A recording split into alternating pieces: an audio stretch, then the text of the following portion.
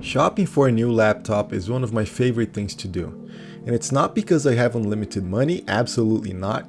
I usually have a very strict budget, but I still enjoy looking for the best deal I can get in the price range I have decided to go for. With a limited budget and looking for the best deal possible, it's not always that I make the best decisions. For a while now, I have this set of conditions for hardware that I know I must absolutely have in a notebook computer, and those are a full HD screen. I think that's necessary to read with clarity and have a nice looking image in front of you. An SSD of some kind, can either be M2 or SATA as long as it's an SSD so the PC loads your programs with some agility. And at least 8 GB of RAM memory to run Windows and programs comfortably. And the memory needs to be upgradable for future-proof. So that leaves me the CPU and GPU to search for the best deals. Looking at the current market for CPUs, we have Intel with the 12000 series Alder Lake, and we have AMD with the 5000 series Ryzen. You can get either of these with an integrated GPU or a dedicated graphics chip. Of course, a dedicated graphics chip is preferable. After all, that's a second chip dedicated just for that, and that's what gives the best performance. And as a gamer that I am, that would be the best. But integrated graphic solutions are always more budget friendly. So more expensive and faster games in one side and cheaper and slower games in the other side. iGPUs have been getting better and better. A while ago, you couldn't run current games with them, and although AAA games are still a challenge to them, you can run basically any game that's a couple of years old now on them. AMD's Ryzen CPUs, integrated graphics Vega, and their current lineup of CPUs sport the Zen 3 architecture. In Intel's side, their current lineup for the 12000 series sport the Alder Lake codename, while their iGPUs are the Intel UHD graphics or Iris, depending on what you get, Iris being the better for Intel. Now that context has been laid out, I can say that on my last trip to the US, I went shopping for a new laptop, and this is what I came up with that fit my criteria. The HP FQ1025NR has got the bare minimum of my preset requirements of 8 GB of RAM, 256 GB of storage via an nvme SSD, and an IPS 14-inch 1080p panel. About the keyboard and trackpad, they are adequate. Keys have some travel and cliqueness, and that's appreciated. In one side, the laptop has a power plug, a standard size HDMI plug, 2 USB 3 Type A ports, 1 USB-C port, and the headset combo jack.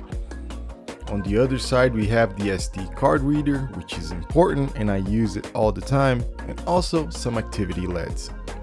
On the bottom, we have the ventilation grill, 2 long rubber feet, very nice, I like this design, and also I added these retractable feet so I can angle it off the desk a little bit.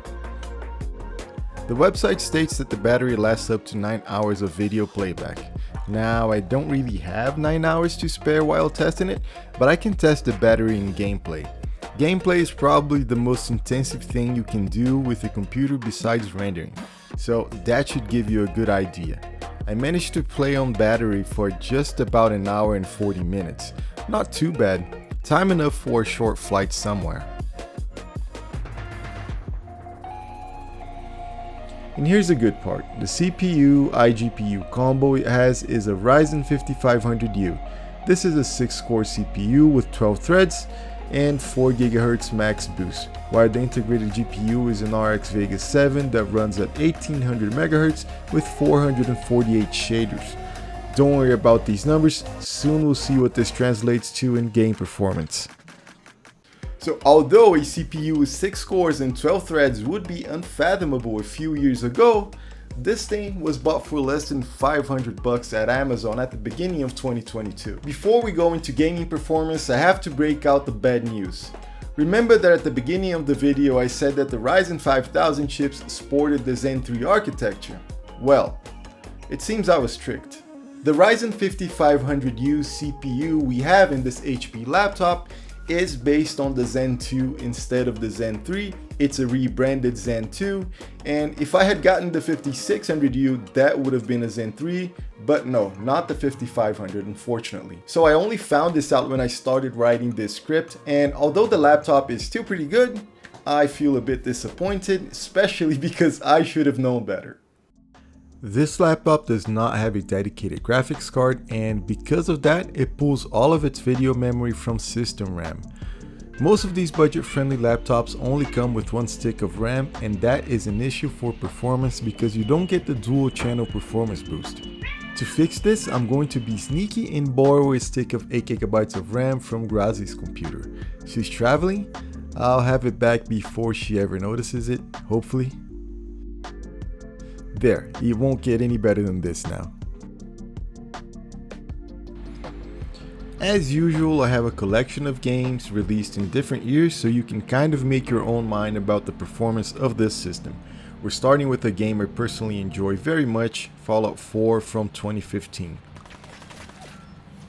Fallout 4 is one of my favorite single player games. I always enjoy revisiting it, creating other types of characters, and doing things in a slight different way every time I play through it. In this run, I made a badass female character that kills everyone with punches. Yeah! As for performance, the game is from 2015, so by now it's 7 years old. I wish I could say that the laptop we're looking at runs it in a terrific way. I would be lying to you though. After setting graphical options to the minimum possible, the game runs at what I consider to be the minimum acceptable playing rate. I'm sure some of you will consider this unacceptable, but I'm not picky and I'm used to slow computers, so this is okay for me.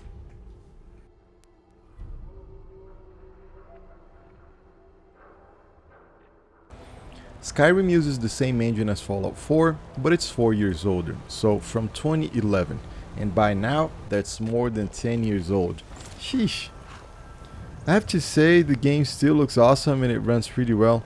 I don't have any other comments than to say that it's quite nice playing this game in this laptop computer. Now we're moving on to unknown territory to me. Minecraft is a game I played only a couple of days with a friend a long time ago and never touched it again. It is kind of fun, and considering this is a current laptop and people might actually look to buy it new, I thought it would be cool running some current stuff. So this is Minecraft, runs pretty well, given I didn't install any mods. This is just the base game, but with the metrics it should be enough for you to decide if this is good enough for you.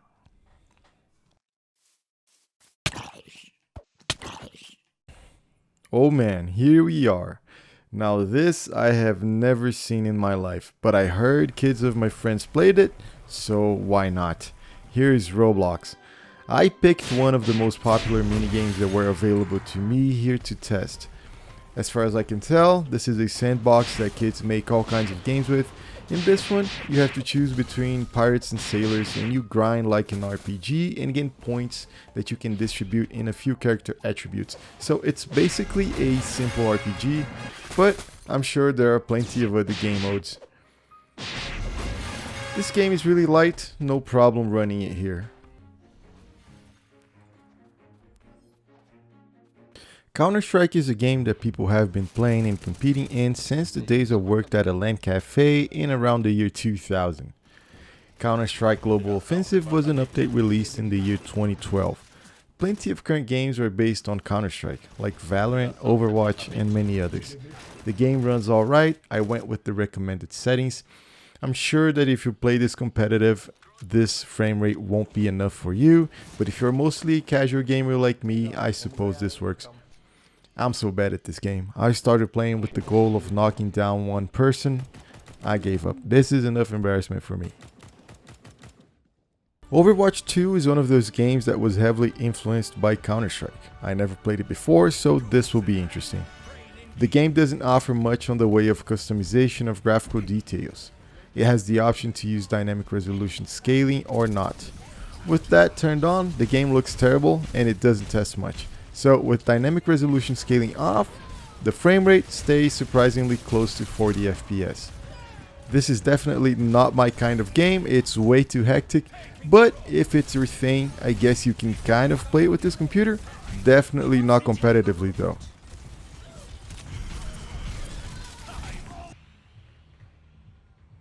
Now we're getting into battle arenas, a genre of game that has skyrocketed in popularity since the release of Pubg, Unknown Player Battlegrounds, and this here Fortnite is a more playful version of that.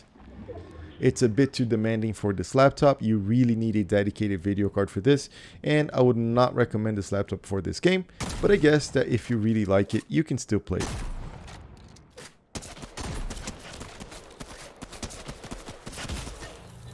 I have really been playing Apex Legends a lot lately. It's personally my favorite current game and a battle arena type.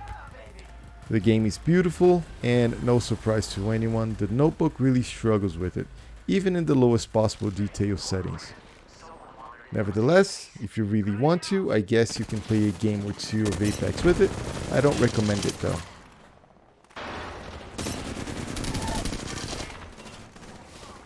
Pubg is known for being badly optimized, and to tell you the truth, I thought that in the minimum graphical settings it runs alright, better than some other titles. But I won't be playing a competitive round because it makes you play 10 rounds with bots before you can get into one with humans, and whoever has time for that. So take this Pubg performance data with a grain of salt because it's a bot game. This is what I had to show you for this hardware and this video. Looking around Amazon today, I believe you can find this even cheaper than the 500 bucks I paid for it. It's not a great gaming laptop, but considering the price and portability aspect, I think it's pretty fair. If you want a cheap gaming laptop, I have reviewed the same Acer Nitro I stole the RAM for this video a few months ago, and I'll link the video for it here at the end. I'll see you on the next one.